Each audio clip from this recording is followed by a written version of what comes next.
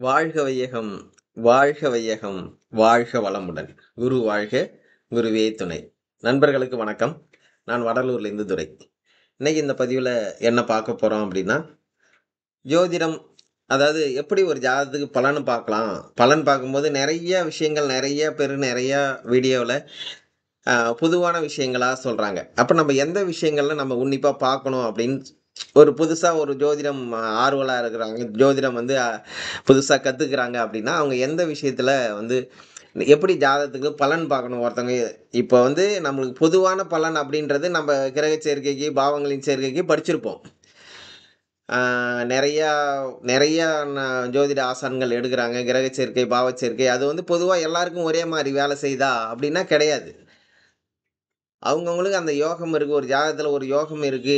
அ ஒரு கெடுதல் நடக்குதுன்னா, அது அந்தந்த காலகட்டங்கள்ல தசாபுத்தி வரணுங்க. பொதுவா ஒரு ஜாதகத்துல வந்து 5, 9ஆம் அதிபதிகள் நல்லா இருந்தது அப்படின்னா, அவங்க வந்து நல்லா இருப்பாங்க. அப்படின்னு ஒரு பொதுவான கருத்து இருக்கு. அப்போ ஒவ்வொரு பாவத்துக்கும் இப்ப லக்னம் நல்லா இல்லன்னா 5ஆம் அதிபதி, 9ஆம் அதிபதி நல்லா இருக்கணும். அதே போல தான் ஒவ்வொரு பாவத்துக்கும் அந்த பாவத்திலிருந்து 5, 9ஆம் அதிபதியே எடுக்கணும். நீங்க வந்து லக்கணத்துக்கு 5, 9ஆம் அதிபதிகள் மட்டும் நல்லா இருந்து பிரயோஜனம் கிடையாதுங்க. அது வந்து பூர்வீக சொத்து இருந்தது அப்படின்னா, அது வந்து உட்காந்துன்னு சாப்பிடலாம். 5ஆம் இடம் வந்து பலமா இருந்தது அப்படின்னா, உங்களுக்கு பூர்வீக சொத்து இருந்ததுன்னா, உழைக்காத வருமானம் இருக்கும். அத வச்சு சாப்பிடலாம். 5ஆம் இடம் நல்லா இருந்தது. 5ஆம் இடம் நல்லா இருந்தும் பூர்வீக சொத்து இல்லாமலாம் இருக்கிறாங்க.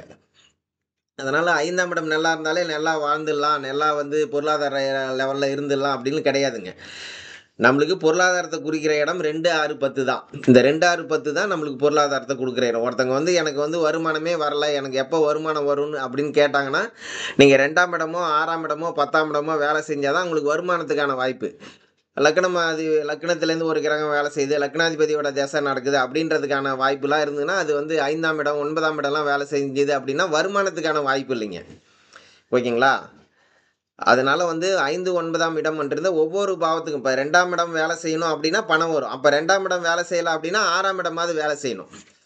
அப்ப 6ஆம் இடமும் இல்லன்னா 10ஆம் இடம் வேலை செய்யணும். இந்த 2, 6, 10 வேலை செஞ்சா தான் 2 வருமானம். 6 வந்து நம்ம ஒரு இடத்துல வேலை செய்றது. 10ஆம் இடம் நம்ம பிசினஸ் பண்றதுங்க. இது வேலை செஞ்சா தான் நம்மளுக்கு பொருளாதாரம் அப்படின்றதே வருங்க. இது வேலை செய்யாம பொதுவா 5, 9 அப்படின்னு பொதுவான இடம் எடுக்கணும். எந்த பாவத்துக்கு வேணாலும். 7ஆம் பாவத்த எடுத்தீங்கன்னா, 7ஆம் பாவத்துக்கு 5, 9 பாவங்கள் அப்படின்றது 3, 11ங்க. அப்ப 7ஆம் பாவம் வந்து நல்லா இருக்கணும் அப்படின்னும்போது, அதனுடைய திரிகோண பாவங்கள் அப்படின்றது 3ஆம் பாவமும், 11ஆம் பாவமும் ஒரு பாவம் கெட்டு போச்சுன்னா, அதனுடைய திரிகோண பாவங்கள் நல்லா இருக்கணும். அப்ப நம்ம இப்ப லக்கணத்தோட திரிகோண பாவங்கள் நல்லா இருந்து பிரயோஜனம் இல்ல. ஒவ்வொரு பாவத்துக்கும் அதனுடைய திரிகோண பாவங்கள் நல்லா இருந்தா, அந்த பாவ பலன சிறப்பா அனுபவிக்கலாம். இத ஞாபகம் வச்சுக்கங்க. அப்ப அந்த பாவம் ஒரு பாவத்தோட கேள்வி கேட்கறாங்க. அந்த பாவத்துல இருந்த கிரகம் வந்து தசாபுத்தியா நடத்தல அப்படின்னா, அதனுடைய திரிகோண அதிபதியோட தசாபுத்தி நடக்குது அப்படின்னா, அந்த காலகட்டத்தில அத அனுபவிக்கிறதுக்கான வாய்ப்பு அதிகம். அத சொல்லுங்க. கரெக்ட்டா இருக்கும். கண்டிப்பா. இப்போ திருமணம்னு வராங்க. 7ஆம் பாவத்திலேருந்து ஒரு கிரகம் புத்திய நடத்தல அப்படின்னா, 3ஆம் பாவத்திலேருந்து நடத்துதான்னு பாருங்க. இல்ல 11ஆம் பாவத்திலேருந்து நடத்துனா பாருங்க. இது திருமணத்தை நடத்தி வைக்கும். இது வந்து 2வது ஆப்ஷன். கண்டிப்பா ஒரு வீடு கட்டணும்னு வராங்க அப்படின்னா, 4ஆம் பாவத்திலேருந்து ஒரு கிரகம் புத்தி நடத்துதான்னு பாருங்க. இல்ல 4ஆம் பாவ அதிபதியோட புத்தி நடக்குதான்னு பாருங்க. அப்படி இல்லன்னா 4ஆம் பாவத்தோட திரிகோணம் 8ஆம் இடம், 12ஆம் இடம். இந்த 8ஆம் இடம், 12ஆம் இடம் இயங்குனாலும் கண்டிப்பா வீடு கட்டலாங்க. 12ஆம் இடம் சுப விரயம். 8ஆம் இடம் வந்து ஆசைய குறைச்சுக்கிட்டு வீடு கட்டணுங்க. இல்லன்னா அது வந்து கஷ்டமாயிடும். ஓகேங்களா? பேராசைய தூண்டி விடுங்க. சரி ஒரு மாடி தான் இப்ப தான் கட்டுறோம். ஒரேடியா கட்டிடுங்க அப்படின்னு இன்னொருத்தங்க யாராவது சொல்லி மேல மாடிக்கு மேல மாடி கட்டி, அதனால கஷ்டப்படுவாங்க. அந்த எதிர்பார்ப்பும், பேராசையும் குறைச்சுக்கிட்டா, அந்த 4ஆம் பாவத்தோட திரிகோணம் நம்மளுக்கு நல்ல சுகத்த குடுக்கும். கண்டிப்பா. ஓகேங்களா? அதுபோல எந்த பாவத்த எடுத்தாலும் அதனுடைய திரிகோண பாவங்கள் அந்த பாவத்த இயக்கும். அதனால அந்த பாவம் இயங்கல அப்டின்னா, அதனுடைய திரிகோண பாவத்த இயங்குங்க. முதன்மை பாவம் அந்த பாவம். அதனுடைய திரிகோண பாவங்கள். இப்ப ஒரு ஒரு இடத்த விக்கணும்னு கேட்கறாங்க அப்டின்னா, 3ஆம் பாவம் அப்டின்றது விக்கிறதுங்க. அப்ப 3ஆம் பாவம் வேலை செய்யல அப்டின்னா, 7ஆம் பாவமோ, 11ஆம் பாவமோ வேலை செய்யலாம். அந்த காலகட்டத்தில தசாபுத்தியா நடந்ததுன்னா, கண்டிப்பா அது விக்கிறதுக்கான வாய்ப்பு அதிகம். அதுபோல ஒவ்வொரு பாவத்துக்கும் அதனுடைய திரிகோண பாவங்கள் அப்டின்றது ரொம்ப ரொம்ப முக்கியமானதுங்க. ஒருத்தவங்க பலன் கேட்க வராங்க. ஜாதகத்துக்கு வந்து பலன் கேட்க வராங்கன்னா, ஃபர்ஸ்ட்டு அவங்களுடைய கேள்வி. அவங்க கேள்வி என்னன்னு நம்ம தெரிஞ்சுக்கணும். பெரும்பாலும் எல்லாமே கேள்விய எடுத்துருவீங்க. அதாவது ஓரைய வச்சு எடுக்கலாம். ஆ சந்திரநாடிய வச்சு எடுக்கலாம். எல்லாமே அது ஈஸியாக கேள்வி அப்படின்றது எடுத்துடலாம். இல்லை அவங்களே நிறைய பேர் நான் இதுக்காக தான் வந்திருக்கேன் அப்படின்னு சொல்லிடுவாங்க. அது இல்லாமல் நம்மளுக்கு ஜாதகம் நம்மளுக்கு படித்ததெல்லாம் சொல்லணும் அப்படின்னு கிரக சேர்க்கைக்கு பலன் சொல்கிறது, பாவத்துக்கு பலன் சொல்கிறது அப்படிலாம் வந்து அதிகமான பலன் காசு வாங்குறவங்க. அதாவது ஒரு ஜாதகத்துக்கு வந்து ரூ. 2000 ரூ. 5000 ரூ. 3000 ரூ. 10,000 வாங்குறாங்க. அவங்க வேணா அவங்களுக்கு அந்த காசு வாங்குறதுக்காக எல்லாம் சொல்லிட்டு இருப்பாங்க. அவங்க சொன்னா அத ஏத்துப்பாங்க. நம்ம ரூ. 300 ரூ. 500 ரூ. 200 ரூ. 100 வாங்குறவங்களுக்கெல்லாம் இத ஏத்துக்க மாட்டாங்க. அவங்க வர்ற கேள்விக்கு என்ன கேள்வியோ கேள்விக்கு பதில் சொல்லி பழகுங்க. இதெல்லாம் வந்து நம்ம மற்ற விஷயங்கள் தெரிஞ்சுக்கிறதெல்லாம் ஜோதிட நாலேஜுங்க, அறிவுதான். வர்ற அவங்க கேட்குற எதுக்காக திருமணத்துக்காக வந்திருக்காங்களா? வீடு கட்டுறதுன்னு வந்திருக்காங்களா? இல்ல கடன்னு வந்திருக்காங்களா? அந்த காலங்கள் அந்த கடன்னு வர்றாங்க. அப்ப கடனுக்கான பாவம் எது? 6ஆம் இடம். அத வளர்க்கறது 8ஆம் இடம். இது எந்த காலகட்டம் வரைக்கும் இருக்கு? அப்ப அந்த கிரகம் கோச்சாரத்துல எங்க இருக்கு? அப்ப அத பார்த்து நம்ம பலன் சொன்னா போதுங்க. ஓகேங்களா? உங்களுக்கு உங்க தாத்தாவுக்கு 2 திருமணம் ஆயிருக்கும். உங்க உங்க தம்பி வந்து கிணத்துல விழுந்து இறந்திருப்பாங்க. இவங்களுக்கு போற வழியில ஆக்சிடென்ட் நடந்திருக்கும். இப்படிலாம் வந்து சொல்றதால நம்மளுக்கு வந்து ஓகே உங்களுக்கு ஜோதிடம் தெரியுதுன்னு நம்ம நிரூபிச்சுக்கலாம் அவ்வளோதான். அதனால இதெல்லாம் சொல்றதால எந்த பிரயோஜனமும் இல்ல. எனக்கு வந்து அதுல தனிப்பட்ட விருப்பம் அது கிடையாது. இதெல்லாம் நம்ம தெரிஞ்சு வச்சுக்கலாம். இந்த மாரி கிரக அமைப்பு இருந்தா இதெல்லாம் ஆனா ஒரு ஜாதகமே வந்து எல்லாருடைய தலையெழுத்தையும் நிர்ணயம் பண்ணாது. அது சில பேர் சொன்னா ஏத்துப்பாங்க. எல்லாருமே அத ஏத்துக்க மாட்டாங்க. ஏத்துக்கிற சூழ்நிலையில இருக்க மாட்டாங்க. ஓகேங்களா? அதனால எந்த கேள்வி கேட்கறாங்களோ, கேள்விக்கான காரக கிரகம் எப்படி இருக்கு? ஃபர்ஸ்ட்டு பாவம் எப்படி இருக்குன்னு பாருங்க. அந்த பாவம் வந்து எந்த அளவுல பாதிக்கப்பட்டிருக்கான்னு பாருங்க. பாவம் வந்து அந்த பாவத்துல அ பாவிகள் இருக்குதான்னு பாருங்க. அப்போல அந்த பாவம் வந்து 6, 8, 12 அதிபதிகள் அதில இருக்கிறாங்களான்னு பாருங்க. அந்த பாவம் வந்து 2 பாவகிரகங்களுக்கு நடுவுல இருக்குதான்னு பாருங்க. அப்போ பாவம் பாதிக்கப்பட்டிருக்கா? சரி பாவம் பாதிக்கப்பட்டிருக்குன்னா, கிரகமாவது நல்லா இருக்கான்னு பாவ அதிபதி எப்படி இருக்காருன்னு பாருங்க. பாவ அதிபதி 6, 8, 12 அதிபதி கூட சேராம இருக்கிறாரா? அந்த பாவ அதிபதி வந்து ராகு கேதுவோட தொடர்பு இல்லாம இருக்குதா? பாவ அதிபதிக்கு குருவோட தொடர்பு இருக்குதா? அப்ப பாவ அதிபதியோட நிலை எப்படி இருக்குன்னு பாருங்க. அப்ப நடக்கிற நேரம் அவங்க கேட்கிற கேள்விக்கான பாவத்த சப்போர்ட் பண்ணுதா? இல்ல அதுக்கு திரிகோண பாவத்த சப்போர்ட் பண்ற போல தசாபுத்தி நடக்குதா? அந்த நடக்கிற கிரகம் அப்ப தசாபுத்தி நடக்கிற கிரகம் கோச்சாரத்துல அந்த பாவத்துக்கு அவங்க கேட்கிற கேள்விக்கான பாவத்திற்கு சப்போர்ட் பண்ற இடத்துல இருக்கா? குறிப்பா வருட கிரகமா இருந்தா சப்போர்ட் பண்ற இடத்துல இருக்கா? குருவோட பார்வை அந்த பாவத்துக்கோ, பாவ அதிபதிக்கோ இருக்குதா? இப்படின்னு பார்த்து நம்ம பலன் சொல்லும்போது, கண்டிப்பா சரியா இருக்கும். அது இல்லாம பொதுவா அந்த பாவம் அந்த கிரகத்தோட பலத்த நிர்ணயிக்கணும். சுப கிரகங்கள கூடியிருக்கா? பாவ கிரகங்கள கூடியிருக்கா? ஆட்சி உச்சமா இருக்கா? அ அது வந்து திக்பலமா இருக்குதா? இப்படி அந்த பாவத்தோட நிலை. இல்ல ராகு கேது கூட சேர்ந்திருக்கா? குருவோட பார்வை இருக்கா? ஆ வளர்பிறை சந்திரனோட தொடர்பு இருக்குதா? இப்படிலாம் நம்ம பார்த்து அந்த கிரகத்தோட நிலைய அறிஞ்சு, அந்த கிரகம் கோச்சாரத்தில தசாபுத்தி நடத்துற கிரகம் கோச்சாரத்தில என்ன நிலையில இருக்கு அப்படின்னு பார்த்து நம்ம பலன் சொல்லணும்னா, சூப்பரா பலன் சொல்லிடலாங்க. ரொம்ப ஈஸி. அதாவது ஜோதிடம் வந்து ஒருத்தவங்க வராங்க அப்படின்னா, அவங்களுக்கு அதிகபட்சமா அவங்க ஜாதகத்துக்கு பலன் சொல்ல 10 நிமிஷம் போதுங்க. 10 நிமிஷத்துலேருந்து 15 நிமிஷம் வரைக்கும் போதும். 10 நிமிஷமே அதிகம் தாங்க. 10 நிமிஷத்திலே சொல்லிடலாம். அவங்க கேட்குறாங்க கேள்வி, கேள்விக்கு பதில் அவ்வளோதான். அதுக்கு நம்ம ஜோதிடர் வந்துட்டோம் அப்படின்றத அவங்க துணை கேள்விகள் நெறைய கேட்பாங்க. ஒரு திருமணம்னு வராங்க அப்படின்னா, லக்னாதிபதியோட நிலைய பாருங்க. லக்னாதிபதி எப்படி இருக்கிறாரு? அடுத்தது 7ஆம் அதிபதி எப்படி இருக்கிறாரு? அப்ப அவங்களுடைய ஜாதகத்தில திருமண வாழ்க்கையோட கொடுப்பனை லக்னாதிபதி நல்லா இருக்கிறார்ன்னா, சரி ஓகே உங்களுக்கு எல்லாம் சிறப்பா கிடைச்சிரும். லக்னாதிபதி கொஞ்சம் பலவீனமா இருந்தாலும், எதா இருந்தாலும் கொஞ்சம் கஷ்டப்பட்டு தான் அனுபவிக்கணும். அப்படின்னு சொல்லிடணும். அப்ப 7ஆம் இடத்த போய் பாருங்க. திருமணம்னா, அவங்க ஜாதகத்தில அந்த திருமண வாழ்க்கைய எப்படி அனுபவிக்க போறாங்க அப்படின்ற கொடுப்பனை இருக்கும். அந்த 7ஆம் அதிபதி எப்படி இருக்காரு? 7ஆம் இடம் எப்படி இருக்கு? 7ஆம் அதிபதி கூட சேர்ந்த கிரகம், பார்த்த கிரகங்கள் எது? இப்ப நடக்கிற தசாபுத்தி 7ஆம் பாவத்துக்கு எப்படி இருக்கு? அப்படின்னு பார்த்து சொல்லிட்டா, இப்ப வந்து சப்போர்ட் பண்ணுதுன்னா, இந்த காலகட்டத்தில திருமணம் செய்யுங்க. எந்த விஷயமா இருந்தாலும் பலன் சொல்லும்போது, இப்ப நடக்கிற நேரத்துக்கு மட்டும் சொல்லாம, இப்ப ஒரு திருமணம்னு வருது. இப்ப 7ஆம் பாவத்தோட புத்தி நடக்குது. இல்ல 7ஆம் பாவத்தில இருக்கிற கிரகங்களுடைய சாரம் வாங்கின புத்தி நடக்குது.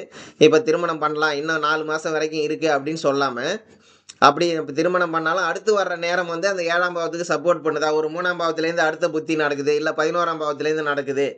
அப்படின்னா, அது ஒரு சிறப்பா இருக்கும். அந்த காலகட்டத்தில ஒரு 12ஆம் பாவத்திலேருந்து ஒரு கிரகமோ, இல்ல 6ஆம் பாவத்திலேருந்து ஒரு கிரகமோ நடந்தது அப்படின்னா, அது திருமண வாழ்க்கையில கொஞ்சம் கஷ்டத்த குடுக்கும். அதனால வரப்போற காலங்கள் உங்களுக்கு இப்ப திருமணம் பண்ணாலும் வரப்போற நேரம் இப்படி இருக்கு அப்படின்னு பார்க்கணும். அப்படின்னு சொல்லணும். அப்ப திருமணத்துக்கு பார்க்கும்போது லக்னாதிபதி 7ஆம் அதிபதி பார்க்கும்போது, குழந்தை பாக்கியம் அப்படின்றது குழந்தை பாக்கியம் சந்ததி வளர்ச்சிக்காக தான் திருமணம் பண்றோம் அப்படின்னும்போது, குழந்தை பாக்கியம் என்ற 5ஆம் இடத்த பார்க்கணும், குருவும் பார்க்கணும். அதுவும் எப்படி இருக்குன்னு ஒரு ஜாதகத்துல பார்த்து, உங்க ஜாதகத்துல இதுதான் நிலை. இந்த ஜாதகத்துல இந்த கொடுப்பனை அப்படின்றது இப்படி இருக்கு. அப்போ ஆப்போசிட் ஜாதகத்தை நீங்கள் இணைக்கிற ஜாதகத்தை இப்படிலாம் பார்த்து இணைச்சிங்கன்னா நல்லாயிருக்கும் அப்படின்னு சொல்லலாம். நம்ம ஜாதகத்தில் எதெல்லாம் வீக்காக இருக்கோ அந்த அமைப்பு ஆப்போசிட் ஜாதகத்தில் வீக்காக இருக்கக்கூடாதுங்க. இங்கே வீக்காக இருக்கிறத அங்கே ப்ளஸ்ஸாக இருக்கிற போல் சேர்க்கணும். அப்படி சேர்த்தா அந்த திருமண வாழ்க்கை சந்தோஷமாக இருக்கும். ஓகேங்களா? அதுபோல் நீங்கள் ஒவ்வொரு விஷயமும் அந்த நேரத்துக்கு மட்டும் பலன் சொல்லாமல் ஒரு வீடு கட்டுறதுன்னு வராங்க. இப்போ இந்த 1 வருஷம் வீடு கட்டுறதுக்கான யோகம் இருக்குது அப்படின்னு சொல்லிட்டாலும் இந்த 1 வருஷத்துல வீடு கட்டினா அடுத்து வர்ற நேரம் அப்படின்றது அந்த வீட்ல இருக்கிறதுக்கான நேரமா இருக்குதா? அப்ப 8ஆம் இடம், இல்ல 3ஆம் இடம், இல்ல 6ஆம் இடம் வேலை செஞ்சுது அப்படின்னா, ஓரளவு அந்த வீட்டால கடன் வந்ததுன்னா, ஓரளவு ஒருத்தவங்க வீடு கட்டுனாலே கடன் இல்லாம வீடு கட்ட முடியாது. அந்த கடன சமாளிக்கிற அளவு அடுத்து வர்ற நேரம் இருக்குதான்னு பார்த்து சொல்லணும். ஓகேங்களா? அது அப்படின்னா, அந்த வீட்ல போயும் சந்தோஷமா இருக்கும். இல்ல அவங்களுக்கு அது அடுத்து வர்ற நேரம் ஒரு அஷ்டமாதிபதி, ஆ ஒரு 6ஆம் இடம், இல்ல ஒரு 3ஆம் இடம். ஏன்னா 4ஆம் இடத்துக்கு 12ஆம் இடம். அதெல்லாம் வேலை செஞ்சுன்னா, அந்த வீட்ல போய் நிம்மதி இருக்காது. நம்ம அந்த இருந்தது பழைய வீட்லயே இருந்திருக்கலாமே! இவ்வளோ செலவு பண்ணி நிம்மதி இல்லையே! அப்படின்னு இருக்கும். அது கடனால தொந்தரவோ, இல்ல அவங்களுக்கு ஏதாவது மனப்பிரச்சனை, ஏதோ ஒரு வகையில அந்த 4ஆம் பாவத்திற்கு 6, 8, 12 பாவங்கள் வேலை செய்யும்போது, அதனால கொஞ்சம் தொந்தரவு இருக்கும். அதனால இதெல்லாம் நம்ப அப்ப நடக்கிற நேரத்துக்கு மட்டும் இப்ப கேட்கறாங்க. இப்ப ஓகே, இப்ப நடக்குது. அது மட்டும் சொல்லாம, வரப்போற காலங்கள் இப்படி இருக்குன்னு அப்படின்னு அவங்களுக்கு எடுத்து சொல்றது ரொம்ப முக்கியங்க. அப்ப அந்த காலகட்டத்துக்கு ஏத்தபடி சின்ன சின்ன பரிகாரங்கள அவங்களுக்கு பிடிச்ச போல பெருசா செலவு இல்லாம தெய்வ வழிபாடு பரிகாரங்கள சொல்லும்போது, குறிப்பா குலதெய்வ வழிபாடு சொல்லும்போது, அவங்களுக்கு எல்லா விஷயமும் குலதெய்வ வழிபாடு இல்லாம நம்ம எந்த விஷயமா இருந்தாலும் அது பெருசா பலன் தராது. அதனால முதல்ல குலதெய்வ வழிபாடு பண்ணிட்டு, எந்த விஷயம் ஆரம்பிக்க சொல்லுங்க. அதுபோல அதுக்கப்புறம் நடக்கிற நேரத்துக்கு தகுந்தபடி ஒரு குருதேசம் நடக்குதா, திருச்செந்தூர் சுக்கிரன்னா, ஆ திருச்செந்தூர் குருதேசம்னா திருச்செந்தூர் வழிபாடு பண்ண சொல்லுங்க. பக்கத்துல இருக்கிற அந்த குருவோட ஸ்தலம் அவங்கவங்க ஊர்ல என்ன இருக்குதோ அத வழிபாடு பண்ண சொல்லுங்க. சுக்கிரன்னா ஸ்ரீரங்கம் போயிட்டு வர சொல்லுங்க. பக்கத்துல பெருமாள் கோயில்ல தாயாருக்கு வழிபாடு பண்ண சொல்லுங்க. மகாலட்சுமி தாயார். அதுபோல ஒவ்வொரு கிரகத்துக்கும் அந்த கிரகம் சார்ந்த எனர்ஜி இருக்கிற கோயிலுக்கு அனுப்பி விடுங்க. பெருசா பரிகாரம் அப்படின்னு வச்சு அந்த பரிகாரம் பண்ணி எந்த விஷயத்தையும் பெருசா மாத்திட முடியாதுங்க. அ அதனால பெரிய செலவு இல்லாம சொல்லுங்க. ஜோதிடம் ரொம்ப ரொம்ப ஈஸி. எளிமையா புரிஞ்சுக்கலாம், எளிமையா படிச்சுக்கலாம். கேட்கிற கேள்விக்கு பதிலு அந்த கிரகம் எங்க இருக்கு? அவங்களுடைய கொடுப்பினை அந்த கேள்விக்கான கொடுப்பினை எப்படி இருக்கு? அந்த கிரகத்தோட தசாபுத்தி நடக்குதா? அந்த கிரகம் கோச்சாரத்துல இந்த காலகட்டத்துல அதுக்கு சப்போர்ட் பண்ற இடத்துல போயிட்டு இருக்கான்னு பார்த்து பலன் சொல்லானே துல்லியமான பலன சொல்லிடலாம். ஓகேங்களா? நம்ம இதுக்கான ஒரு உதாரண ஜாதகம் நாளைக்கு அதாவது மக்கள் என்னெல்லாம் கேள்வி கேட்பாங்க, அந்த கேள்விக்கான விஷயத்த எப்படிலாம் எடுத்து சொல்லலாம், அப்படின்றத நாளைக்கு ஒரு வீடியோவா போடுறேன். உதாரணங்கள் போட்டு, ஒரு ஜாதகத்த போட்டு, ஒரு வீடு கட்டுறதுன்னு கேட்குறாங்க. அப்ப இந்த கிரகம் வேலை செய்யுது. அப்ப இதுக்கு வீடு கட்டுறதுக்கு சப்போர்ட் பண்ணுது, சப்போர்ட் பண்ணல. அடுத்து திருமணம்னு கேட்குறாங்க. அடுத்து இடமாற்றம்ன்னு கேட்குறாங்க. அடுத்தது வெளிநாடு போலான்னு கேட்குறாங்க. வேலையில புரமோஷன் வருமான்னு கேட்குறாங்க. இப்படி எல்லா கேள்விக்குமான ஒரு சார்ட் போட்டு, அந்த அந்த ஒவ்வொரு கேள்விக்கும் பதில எப்படி எடுக்கலாம் அப்படின்றத நம்மளுக்கு தெரிஞ்ச முறையில நம்ம சொல்லலாம். ஓகேங்களா? எல்லா முறையும் படிங்க. வர்ற ஜோதிட ஆர்வலர்களுக்கு, ஜோதிட வாடிக்கையாளர்களுக்கு கொஞ்சம் எளிமையா பலன் சொல்லுங்க. ஈஸியா பலன் சொல்லலாம். ரொம்ப எல்லாத்தையும் படிச்சு எல்லாத்தையும் சொல்லணும்னு இல்ல. எல்லாத்தையும் சொன்னீங்க அப்படின்னா, எல்லாத்தையும் படிச்சுக்கிட்டோம் அப்படின்னா குழம்பிடும். ஒவ்வொரு விஷயத்திலேருந்து உங்களுக்கு பிடிச்ச நல்ல விஷயத்த எடுத்துக்கங்க. ஓகேங்களா? ஆம். இதுபோல நாம அதுபோல எளிமையா பலன் சொல்றதுக்கான நெறைய வகுப்புகள் எடுத்திருக்கோம். அது ரொம்ப எளிமையான விதிகளோட இருக்கும். நம்மளுடைய அஸ்ட்ரோ வடலூர் துரை அப்படின்ற யூடியூப் சேனல்லே அ நெறைய விதிகளோட ஒரு குழந்தை பிறப்பு, திருமண தாமதம், டைவர்ஸு, ஒரு டாக்டர் ஆகுற ஜாதகம், வேலையில பிரச்சனை, வேலை போறது, இப்படி நெறைய ஒவ்வொன்னுக்கும் விதிகள சொல்லி, அந்த விதிகளுக்கான விளக்கங்கள உதாரண ஜாதகங்கள் போட்டு சொல்லி நெறைய வீடியோ போட்டிருக்கோம். அத பாருங்க. அதுல சந்தேகம் இருந்தா நம்மள எப்போ வேணாலும் கூப்பிடலாம். அதுபோல நம்ம எடுத்த டெலகிராம் வகுப்பு இருக்கு. எல்லா வகுப்பும் எடுத்திருக்கோம். அதாவது திருமண பொருத்தம், டிஎன்ஏ, சந்திர நாடி, குழந்தை பேரு, ராகு கேது பத்தி, ஜாமக்கோல், அதுபோல கிரக சேர்க்கை, பாவங்களின் சேர்க்கை, இதெல்லாம் அதுபோல காலபுருஷ தத்துவம், இதெல்லாம் நம்ம வகுப்பா நெறைய எடுத்திருக்கிறோம். உங்களுக்கு அதுல ஏதாவது வகுப்பு படிக்கணும்னாலும், நம்மளுடைய வாட்ஸ்அப் எண் 98 65 550 210 இந்த நம்பருக்கு தொடர்பு கொள்ளுங்க. வாட்ஸ்அப் பண்ணுங்க. அதேபோல உங்களுக்கு ஜாதகம் பார்க்கணும்னாலும் 98 65 550 210 இந்த வாட்ஸ்அப் நம்பருக்கு மெசேஜ் பண்ணலாம். கால் பண்ணி உங்களுடைய விஷயத்த தெரிஞ்சுக்கலாம். ஓகேங்களா? மீண்டும் ஒரு சிறப்பான பதிவுல சந்திக்கலாம். நன்றி நண்பர்களே! வீடியோ ஒரு நல்ல தகவல் இருந்தா நீங்க எந்த வீடியோ பார்த்தாலும் சரி, நல்ல தகவலா இருந்தா ஷேர் பண்ணுங்க. அடுத்தவங்களுக்கு ஷேர் பண்ணும்போது, அது இன்னும் அது வீடியோ போடுறவங்களுக்கு இன்னும் கொஞ்சம் ஆர்வமா இருக்கும். அதனால லைக் பண்ணுங்க, ஷேர் பண்ணுங்க. அப்படி செய்யும்போது அவங்களுக்கு அதிகமா வீடியோ போடணும்னு ஆர்வம் வரும். நம்மளுடைய வீடியோக்கள் நிறையா பாருங்கள். அந்த விஷயங்கள் புரிஞ்சிருந்தா அடுத்து உங்களுடைய நண்பர்களுக்கு ஷேர் பண்ணுங்கள். நல்ல விஷயத்த சொல்லுங்கள். புது புது விஷயங்கள உங்களுக்கு கடவுள் குடுத்துக்கிட்டே இருப்பாரு. நல்ல விஷயங்கள எதிர்பார்ப்பு இல்லாம ஷேர் பண்ணிக்கிட்டே இருந்தீங்கன்னா, உங்களுக்கு புது புது விஷயங்கள் கிடைச்சிட்டே இருக்கும்.